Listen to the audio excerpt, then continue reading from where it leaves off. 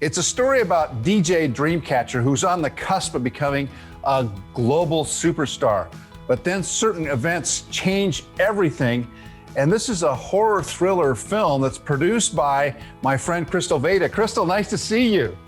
Likewise. Good morning. How are you doing? I'm doing great. You know, from the opening scene, it scared me to death. Okay, so this is one of those things where it's dark, it's mysterious, there's some weird things happening, and boom, you're sucked into the story.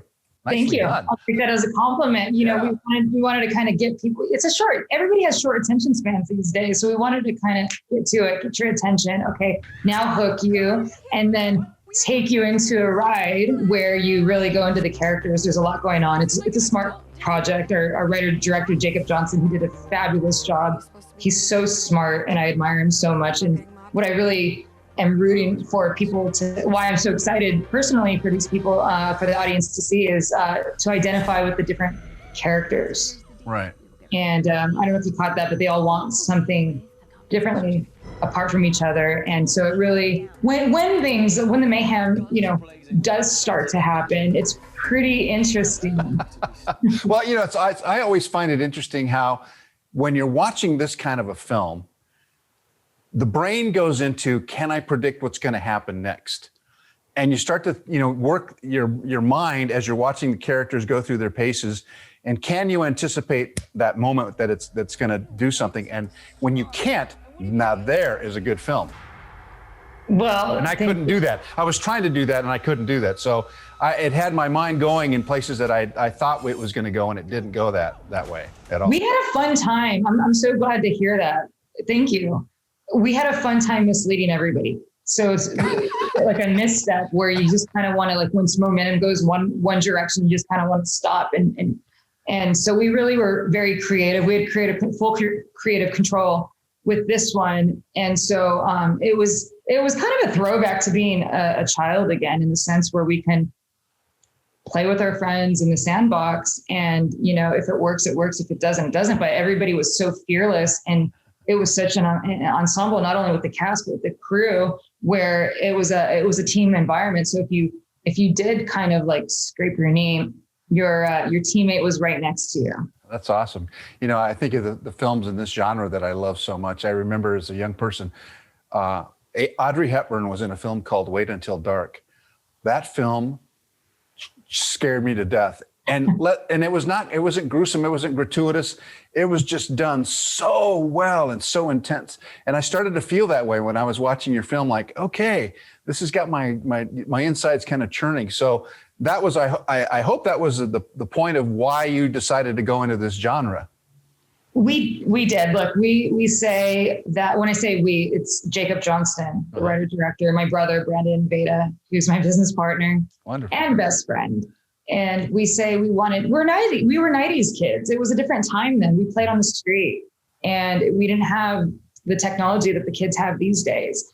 And we wanted to make a love letter to the 90s, because that's what really intrigued us. That's what really inspired us to want to get into entertainment.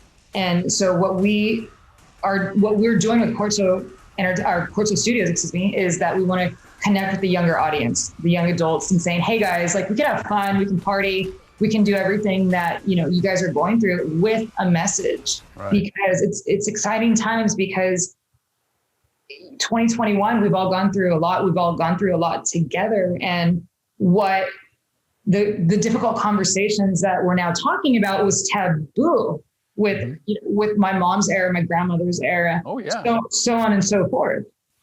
Yeah, so you're no stranger to media. You've been around since you were a kid doing commercials and films.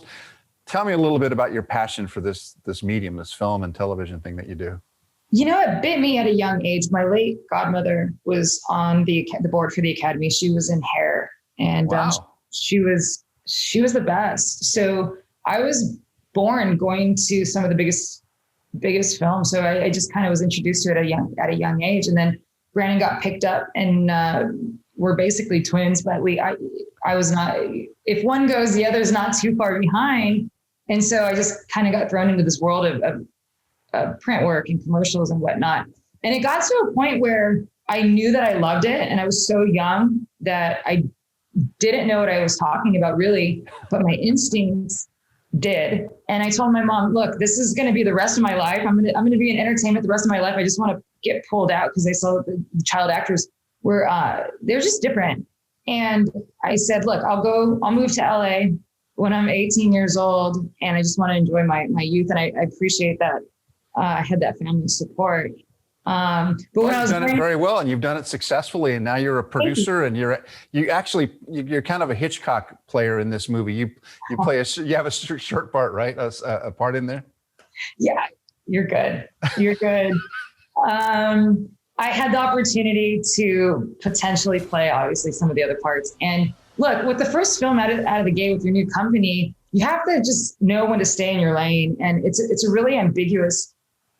To make a film and for it to be on your shoulders, or at least, it's a lot of responsibility. Why bite more than you can chew? And I really felt that with that. But I thought, however, with what Hitchcock did and Wes Craven, I thought, exactly, we should pop in. So I have kids and our grandchildren, you can kind of leave a legacy behind. So that was the theory behind that.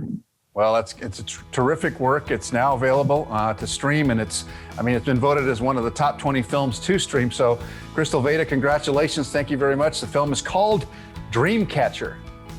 Thank you so much. It's an honor to be on your show. I loved watching you growing up. So this is really cool in its own right. Well, thank you, Krystal. That's very sweet of you.